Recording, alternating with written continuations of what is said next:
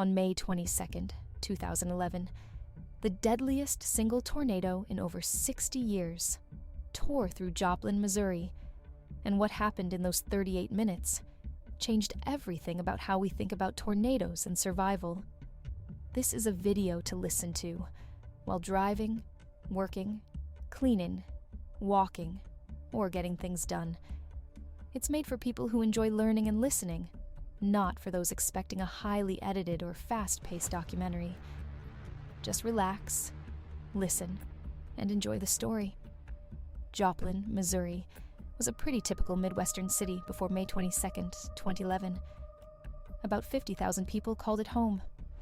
It had shopping centers, restaurants, schools, churches, and a hospital. People went about their daily lives like in any other small American city. Kids played outside. Families had barbecues on weekends. The downtown area had that classic small town charm that made people want to stay or move there for a quieter life. But on that Sunday afternoon in late May, everything changed in a way nobody could have imagined. The thing about tornadoes is that they happen pretty regularly in what we call Tornado Alley. This is a stretch of the central United States where conditions are just right for these storms to form. Missouri sits right in this area, so people who live there grow up knowing about tornadoes. They learn the safety drills in school. They know where the shelter is in their house. Most basements in this part of the country are partly there because of tornado safety.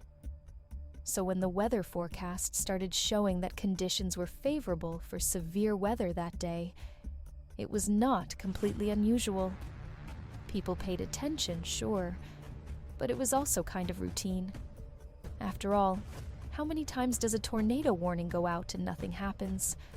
Or maybe a small one touches down in a field somewhere and nobody gets hurt. That Sunday started off warm and humid, the kind of day where the air feels heavy and thick. Anyone who has lived in the Midwest knows that feeling. It is the kind of weather that makes your shirt stick to your back, even when you are just sitting still. By early afternoon, the sky started to look weird. Clouds were building up, and they had that greenish tint that experienced storm watchers recognize as a bad sign. The National Weather Service was watching the conditions closely. They could see on their radar that a powerful storm system was moving through the area. Storm chasers were out too, tracking the developing situation. These are people who follow severe weather for research, for footage, or sometimes just because they find it fascinating. They knew something big might happen, but even they could not predict just how bad it would get. Around 5 in the evening, the first warnings went out. Tornado watches had been in effect for a while, meaning conditions were right for tornadoes to form. But now, it was upgraded to a tornado warning for Joplin and the surrounding areas. A tornado warning means that a tornado has actually been spotted or detected on radar. This is when people are supposed to take cover immediately. Sirens started going off across the city. These are loud, wailing sounds that everyone in Tornado Alley knows means danger. Get to your safe place now. Do not wait. Do not look outside to see if you can spot it. Just go. But here is the thing about tornado warnings. They happen a lot in this part of the country, and most of the time, the tornado either does not hit your specific area, or it is not that strong. So some people have what you might call warning fatigue. They hear the sirens and think, yeah, okay, but it will probably miss us, or it will not be that bad. Some people went to their basements. Others stayed where they were, keeping an eye on the sky. Some folks were at the Home Depot, shopping for Sunday afternoon projects. Others were at the hospital, either working or visiting loved ones. There were people at a high school graduation party. It was a normal Sunday evening, and while people were aware of the warning, not everyone took it as seriously as they maybe should have. What they did not know was that a monster was forming just outside of town. The tornado that would soon hit Joplin was not your average twister. It was what meteorologists call an EF5 tornado. The enhanced Fujita scale rates tornadoes from EF0 to EF5 based on the damage they cause. An EF0 might knock down some branches and damage roof shingles. An EF5, on the other hand, can completely obliterate well-built homes, toss cars like toys, and change the landscape itself. Winds in an EF5 tornado can exceed 200 miles per hour. To put that in perspective, that is almost 3 times faster than highway speed limits. Imagine wind hitting you at that speed. It is not just wind at that point. It becomes a force that can tear apart almost anything in its path. The tornado touched down on the western edge of Joplin at 5:34 p.m. At first, it was not at its full strength, but it grew rapidly as it moved into the more populated areas of the city. Tornadoes are strange and unpredictable. They can hop over one house and completely destroy the one next to it. They can tear apart a building on one side of the street and leave the other side mostly untouched. But this tornado was not doing much hopping. It was staying on the ground, and it was widening. At its peak, the tornado was nearly a mile wide. That is massive. Most tornadoes are a few hundred feet across. This one was over 3/4 of a mile, and in some reports, it was said to be up to a full mile at its widest point. Imagine a wall of swirling, roaring destruction that is almost as wide as a whole neighborhood, moving through a populated city. The path of the tornado went right through the heart of Joplin. It hit neighborhoods, schools, businesses, and then it slammed into St. John's Regional Medical Center, a major hospital with hundreds of patients and staff inside. The sound of a tornado is something that survivors often talks about. They say it sounds like a freight train, that deep, rumbling roar that gets louder and louder until it is right on top of you. But this was not just one train. People described it as dozens of trains, all at once, or like a jet engine mixed with the roar of a waterfall. It was so loud that people could not hear themselves scream.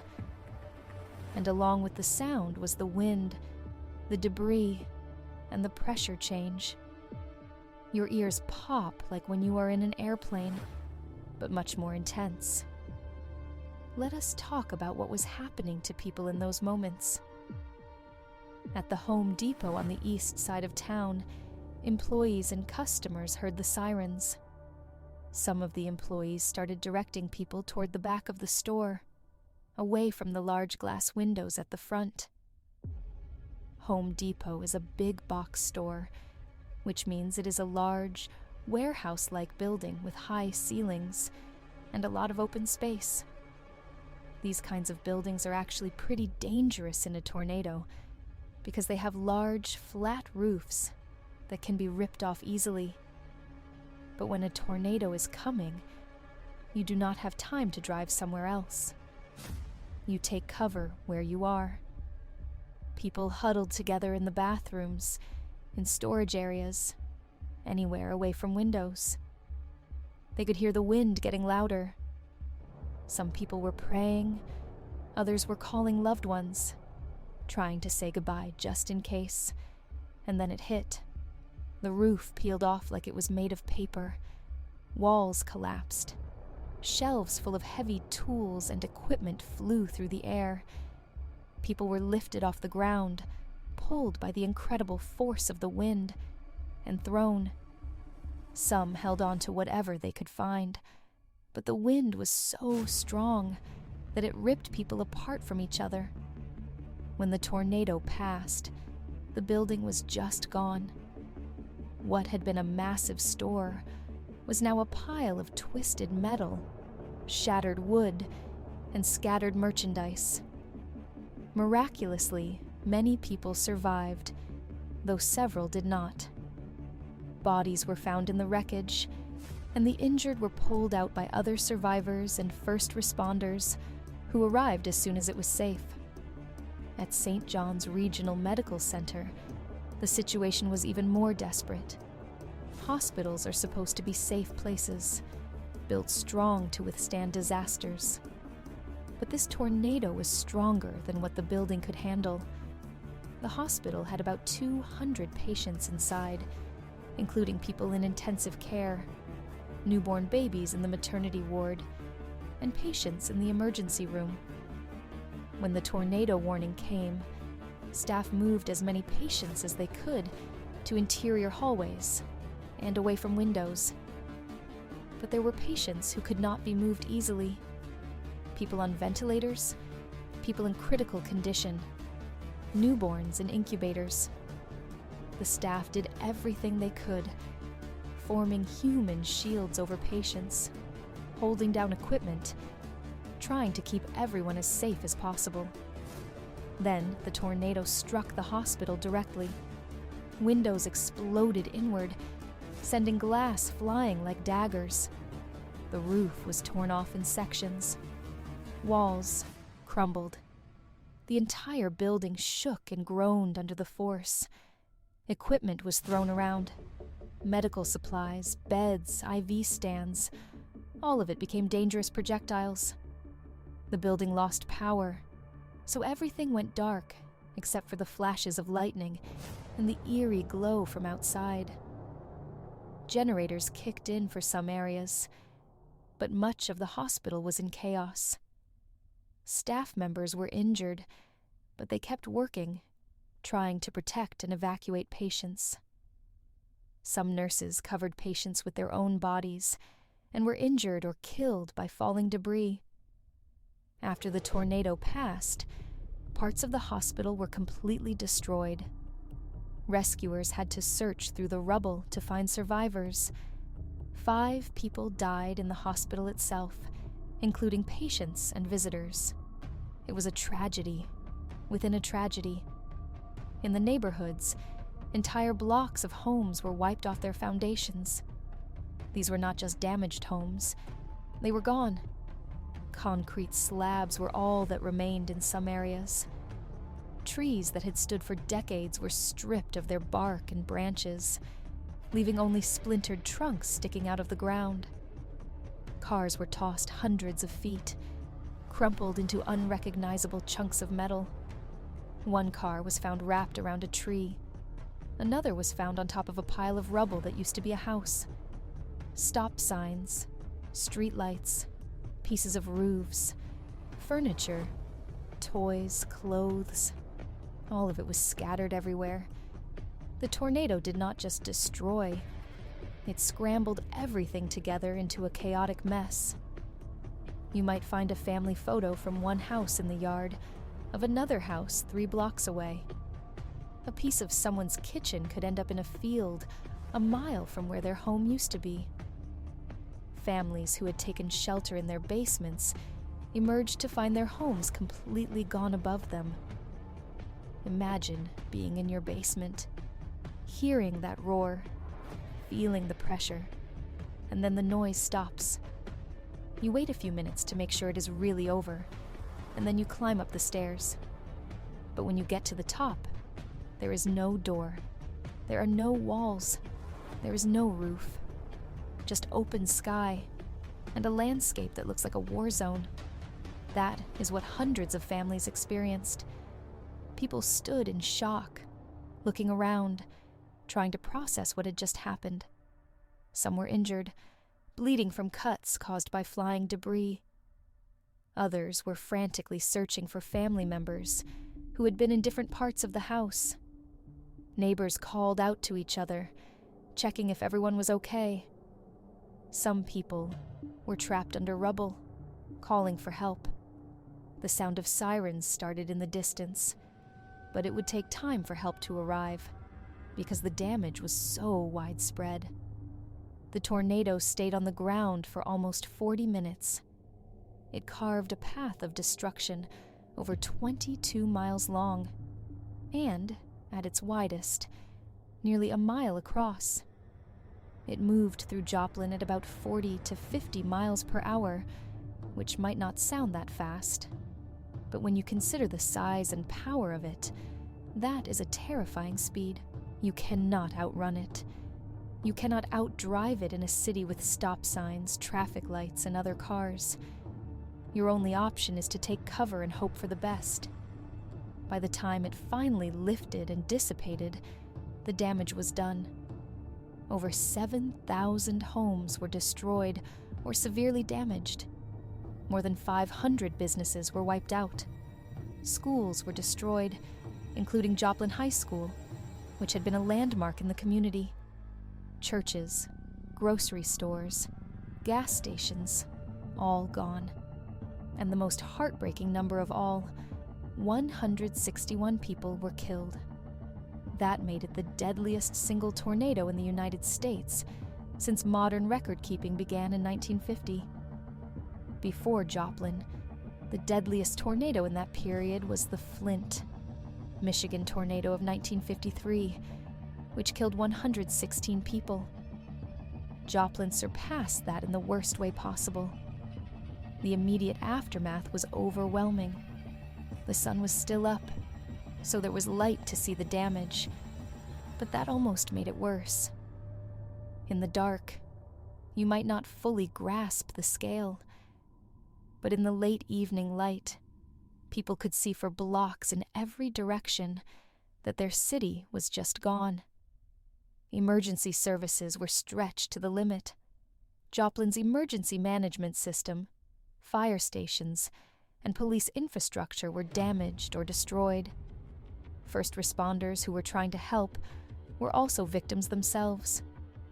Some had lost their own homes. Some were injured. But they kept working.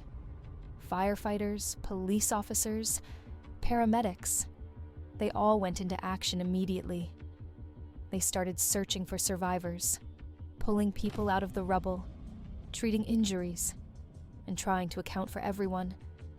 But it was chaos. Communication systems were down. Cell towers were destroyed, so phones did not work. Power lines were down everywhere. Some of them still live and dangerous. Gas lines were ruptured, causing leaks and the risk of explosions. Fires broke out in several places because of gas leaks and electrical issues. So now, on top of the tornado damage, there was the threat of fire spreading through the debris. Survivors who were not injured badly enough to need immediate medical attention started helping each other. This is one of the remarkable things about disasters like this. People come together. Neighbors, who maybe only waved at each other before, were now digging through rubble side by side, trying to find someone's child or grandparent. People shared water, food, flashlights, whatever they had. Some folks opened their homes to those who had lost everything, even though their own homes were damaged. There is something about facing a disaster that brings out both the best and the worst in people. But in Joplin, the stories of heroism and kindness far outnumbered the bad. As night fell, the situation became even more difficult. Without power, the whole area was pitch black, except for the lights from emergency vehicles and flashlights. Search and rescue operations continued through the night. Teams of first responders, volunteers, and even people from neighboring towns came to help. They used dogs trained to find people buried in rubble. They called out, listening for any sound that might indicate someone was trapped and alive. Every so often, they would find someone, a person stuck under a collapsed wall, calling weakly for help, a child huddled in a bathtub that had somehow protected them, These rescues gave everyone hope and energy to keep going, but they also found bodies. The process of recovering the dead was grim and heartbreaking. Families waiting for news about missing loved ones had to face the possibility that they might not be found alive. In the days following the tornado, the scale of the disaster became clearer. The government declared a state of emergency. The Federal Emergency Management Agency, known as FEMA, arrived to coordinate relief efforts. The National Guard was deployed to help with security, search and rescue, and distributing supplies. The Red Cross set up shelters for people who had lost their homes. Schools, churches, and community centers that were still standing became temporary shelters. Volunteers poured in from all over the country. People drove for hours, bringing food, water, blankets, medical supplies, and tools to help with the cleanup. Donations came in from all over the world. It was a massive relief effort, and it needed to be, because the need was enormous. One of the big challenges was simply clearing the debris.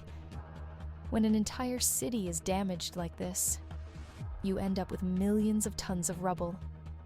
Broken concrete, splintered wood, twisted metal, shattered glass, insulation, drywall, roofing materials, personal belongings, everything all mixed together.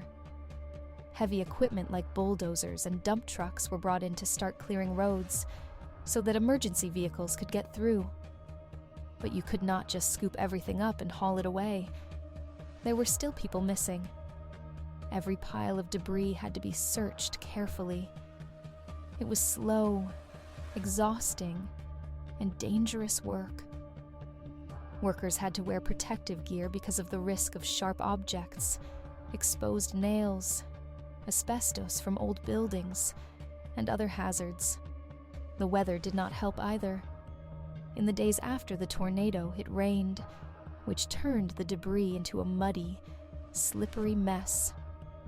Let us talk about some of the individual stories from that day, because numbers and descriptions can only tell part of the story. The real impact is in the lives that were changed forever. There was a family who had been at a high school graduation party when the tornado hit. They took cover in a bathroom, huddled together as the house around them was destroyed. When they emerged, the house was gone, but they were alive. The graduate, a young man about to start college, found his graduation cap in a tree 2 blocks away. That cap became a symbol for him, a reminder of how quickly life can change and how lucky he was to survive. There was a couple who had been married for over 50 years. They lived in a small house on the south side of Joplin. When the sirens went off, they went to their basement like they had done in previous tornado warnings. The husband held onto his wife as the tornado roared overhead. The house was destroyed, but they survived without serious injury. They lost everything they owned, all their photos, furniture, keepsakes from a lifetime together. But in interviews later, they said they did not care about the stuff. They had each other, and that was what mattered. It is a reminder that things can be replaced, but people cannot. There was a young mother who was at the hospital with her newborn baby when the tornado hit. She described the terror of being in the maternity ward, hearing the wind and the crashing, and then the lights going out. Nurses rushed in and told everyone to get down and cover the babies. She laid over her baby's bassinet, shielding the child with her body. The room was torn apart around them, but somehow, she and her baby were not seriously hurt. After the storm, she was evacuated with her baby to another hospital. She said she had nightmares for months afterward, imagining what could have happened. There was a man who was at work when the tornado hit. He worked at a manufacturing plant on the edge of town. The building was heavily damaged, but most of the workers made it to a safe area in time. After the tornado passed, he could not reach his family. The cell towers were down, and he had no way to know if they were okay. He drove home, or tried to, but the roads were blocked by debris. He ended up abandoning his car and walking. It took him over an hour to get to where his neighborhood used to be. When he arrived, his house was gone. He searched frantically, calling out for his wife and kids. He found them huddled in what used to be the basement, scared but alive. He said that walk home was the longest and most terrifying hour of his life. There were also stories of loss that are hard to even talk about. Families who lost children, parents who did not make it while their kids did. One particularly heartbreaking story was about a man who had taken his family to a convenience store because their home did not have a basement. He thought a sturdy commercial building would be safer. When the tornado hit, the store was obliterated. He survived, but his wife and young daughter did not. He was found wandering in a daze, calling their names. Stories like that remind us that not everyone got a miracle that day. Some people did everything right and still lost everything. The hospitals in the area were overwhelmed with injured people. St. John's was destroyed, so patients had to be taken to other hospitals in nearby towns. Freeman Health System, another hospital in Joplin, was damaged but still operational. They went into disaster mode, treating hundreds of patients in a short period of time. The injuries were severe. People had been hit by flying debris, crushed by collapsing buildings, cut by glass, and suffered broken bones, head trauma, and internal injuries. Some people had been impaled by objects like boards or metal rods. Others had traumatic amputations, where limbs were torn off by the force of the wind and debris. The medical staff worked non-stop for days. Doctors and nurses from other areas came to help. Surgeons performed back-to-back operations. The emergency rooms looked like scenes from a war zone. Blood, chaos, people crying, and medical staff moving as fast as they could to save lives. One of the challenges in the medical response was identifying patients. Many people came in unconscious or too injured to communicate. They had no identification on them because everything had been blown away. Families looking for missing loved ones would go from hospital to hospital, trying to match descriptions. It was a painful and confusing process. In some cases, it took days to figure out who someone was, especially if they were alone when the tornado hit and no one knew they were missing right away. As the days turned into weeks, the focus shifted from immediate rescue to recovery and rebuilding. The community had to deal with the emotional and psychological impact of what had happened. Trauma from an event like this does not just go away. People had flashbacks. Children were afraid of storms. Some people could not sleep because they kept hearing that sound, the roar of the tornado in their minds. Mental health services became a critical part of the recovery effort. Counselors and therapists came to Joplin to help people process what they had been through. Support groups formed where survivors could talk to each other, share their experiences, and find comfort in knowing they were not alone. The process of rebuilding a city after something like this is massive. Insurance companies were overwhelmed with claims. Many people found out that their insurance did not cover everything, or that the payout was not enough to rebuild. Some homes had been paid off years ago, and the owners had dropped certain types of coverage to save money, not thinking they would ever need it. Now they were facing the reality of having to start over with not enough money to do it. FEMA provided assistance, but government aid has limits. It helps, but it does not make you whole. The community had to come together to support each other financially as well. Fundraisers were held. Benefit concerts happened. Local businesses that survived or reopened donated a portion of their profits to help.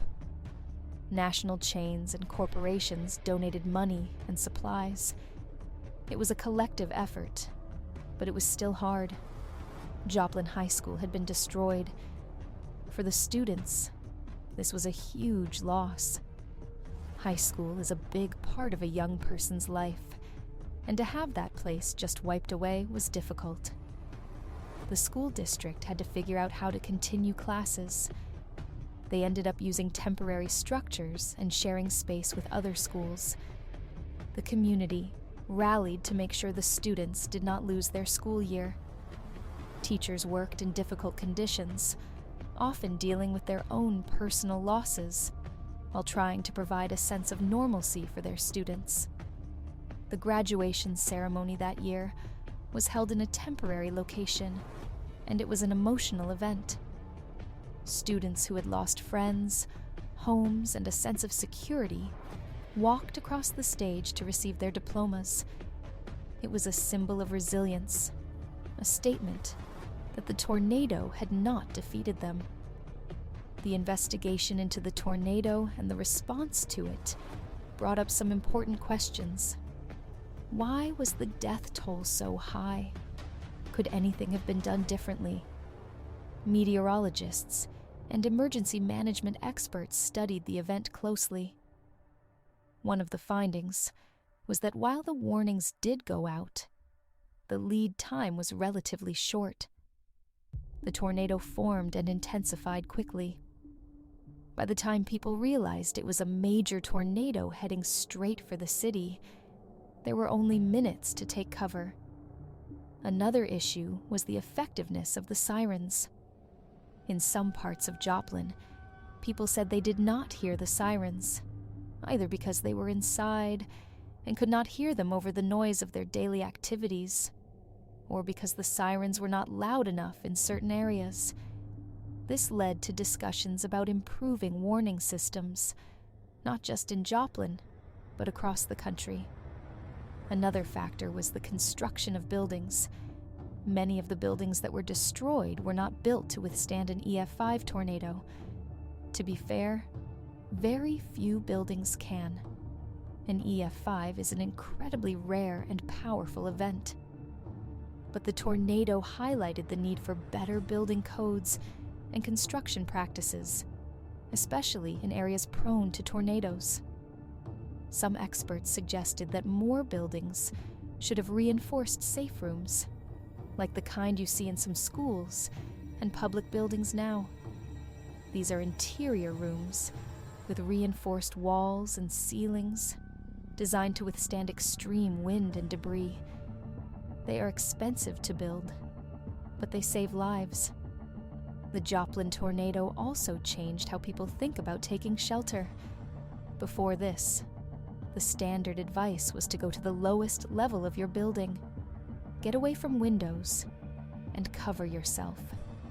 That is still good advice, but Joplin showed that sometimes even that is not enough. People who followed the rules exactly still died because the buildings they were in were completely destroyed. This led to more emphasis on the idea of having a reinforced safe room, either in your home or in a community building nearby. Some people in Tornado Alley now have underground shelters in their yards, small concrete rooms buried in the ground that can protect them from even the strongest tornado. In the years since the tornado, Joplin has rebuilt. It did not happen overnight.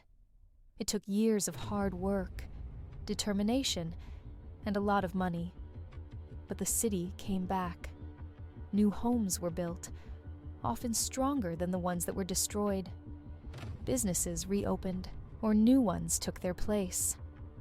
a new Joplin High School was constructed, and it included a large safe room that can hold hundreds of people. St. John's Regional Medical Center was eventually rebuilt as well, with updated safety features. The hospital that had been destroyed was replaced by a state-of-the-art facility designed with disasters in mind. The community also created memorials to honor those who lost their lives. There is a remembrance walk and a memorial park where people can go to reflect and remember. But rebuilding the physical city was only part of the recovery. The emotional and psychological rebuilding took even longer. For some people, it is still ongoing. There are survivors who still have trouble when storm season comes around. They watch the weather obsessively. Some have moved away because they could not handle the anxiety of living in a place where it could happen again. Others stayed because Joplin is their home, and they were determined not to let the tornado take that away from them. It is a personal choice, and there is no right or wrong answer. Trauma affects everyone differently. The tornado also had an impact on the field of meteorology and emergency management. It became a case study in how to improve warning systems and communication. The National Weather Service looked at what happened and made changes to try to prevent such a high death toll in the future. They worked on making warnings clearer and more urgent. They also focused on the idea of impact-based warnings, where instead of just saying a tornado is coming, the warning explains what that means for you specifically. For example, instead of just saying tornado warning, the warning might say, "A large and extremely dangerous tornado is heading directly for the city. If you are in this area, you are in a life-threatening situation. Take cover immediately." The idea is to cut through the warning fatigue and make people understand that this is not a drill. This is the real thing, and you need to act now. Another change that came from Joplin was more emphasis on community shelters. Not everyone has a basement or a safe room in their home. So cities and towns in Tornado Alley started thinking about where people can go if they need shelter during a tornado. Some communities built public safe rooms. Others identified large, sturdy buildings that could serve as shelters and made sure people knew where they were and how to get to them quickly. Schools, libraries, and government buildings often serve this purpose now. It is part of a broader effort to make sure that no matter where you are or what kind of home you have access to a safe place when a tornado is coming. The Joplin tornado also brought attention to the role of volunteers and aid organizations in disaster response. The outpouring of help from around the country was incredible, but it also highlighted the need for coordination. When hundreds of volunteers show up wanting to help, you need a system to organize them so that efforts are not duplicated and resources are used efficiently. Organizations like Team Rubicon, which is a veteran-led disaster response group, gained more recognition after Joplin. They bring military veterans together with first responders to provide relief in disaster areas. Their skills in logistics, organization, and working under pressure make them incredibly valuable. After Joplin, more people became aware of groups like this and the important work they do. The economic impact of the tornado was staggering. The total cost of the damage was estimated at around $3 billion. That is billion with a B. Insurance payouts, government aid, and donations covered a lot of that, but not all. Some businesses never reopened. Some families never fully recovered financially. The local economy took a hit because so many businesses were destroyed, jobs were lost, People had to move away to find work. It took years for the economy to stabilize and start growing again. But Joplin did recover economically. New businesses came in. Some national chains that had left decided to rebuild. The community made a conscious effort to support local businesses and help them get back on their feet. Economic recovery is closely tied to community recovery. When businesses come back, jobs come back, and people can start to rebuild their lives. One of the interesting things about the Joplin tornado is how it affected the insurance industry. After a disaster this big, insurance companies have to pay out massive amounts of money. This can lead to changes in how they do business. Some companies raised rates in areas prone to tornadoes. Others changed their policies, adding more exclusions or requiring higher deductibles. For homeowners and business owners, this made insurance more expensive and sometimes harder to get. It became a topic of debate. On one hand, insurance companies have to manage risk and stay financially stable. On the other hand, people living in high-risk areas need affordable insurance because they are the ones most likely to need it.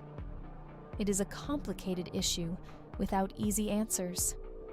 The Joplin tornado also had an impact on science and research. Meteorologists and engineers studied the damage extensively to learn more about how tornadoes work and how to better protect people and buildings. They used data from radar, satellite images, and ground surveys to create detailed maps of the tornado's path and intensity. They analyzed the damage to buildings to understand what failed and what held up. This research helps improve building codes, construction techniques, and safety recommendations. Every major tornado adds to the body of knowledge, and Joplin was a significant event in that regard. Storm chasers and researchers also learned from Joplin. The tornado was well documented by chasers who were following it. Their videos and data provided valuable information. But Joplin also highlighted the dangers of storm chasing. When you have a large, violent tornado moving through a populated area, it is not just dangerous for the people who live there. It is also dangerous for the people chasing it. There were close calls where chasers nearly got caught in the path. This led to more discussions about ethics and safety in storm chasing. Should people be chasing tornadoes through cities? What responsibility do they have to stay out of the way of emergency responders? These are questions that the storm chasing community continues to grapple with. In the years since the tornado, Joplin has become a symbol of resilience. People talk about the Joplin spirit, which refers to the determination and community strength that helped the city rebuild.